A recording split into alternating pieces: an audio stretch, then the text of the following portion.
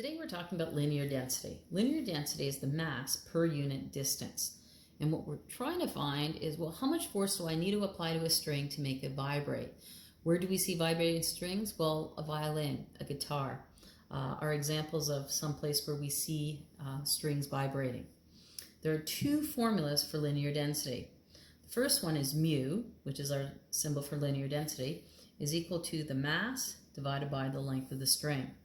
The other one is actually the speed at which it vibrates is equal to the square root of the tension force divided by the linear density. So let's try this example. It says, what is the tension? So we're looking for the force of tension. Force of tension, question mark.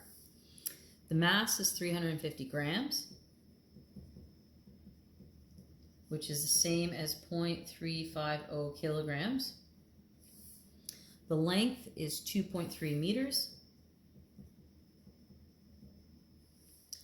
And we know the speed. The speed is 50 meters per second.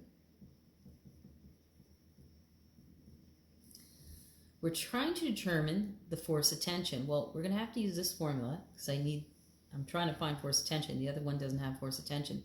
However, I have speed, but I don't have the linear density. So I first need to figure out the linear density and then plug that answer into this formula. So let's do that.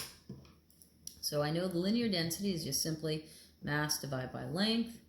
The mass is 0.350 divided by the length, which is 2.3.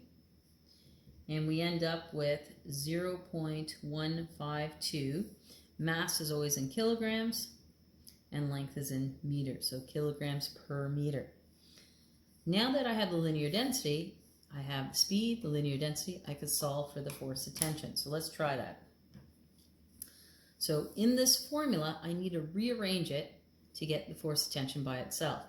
So first thing I need to do is get rid of the square root sign. The opposite of square rooting something is to square it. So I square both sides, the square root sign disappears. I end up with v squared is equal to force of tension divided by the linear density. Now to get the force of tension by itself, I need to bring the mu over to the other side. The opposite of dividing by mu is to multiply by mu. That cancels out. And I end up with force of tension is equal to v squared times the linear density. And then just plug it into your calculator. V we know is 50, so 50 squared, times my answer over here, which was 0.152. And you end up with 380. It's a force. Forces are always measured in newtons.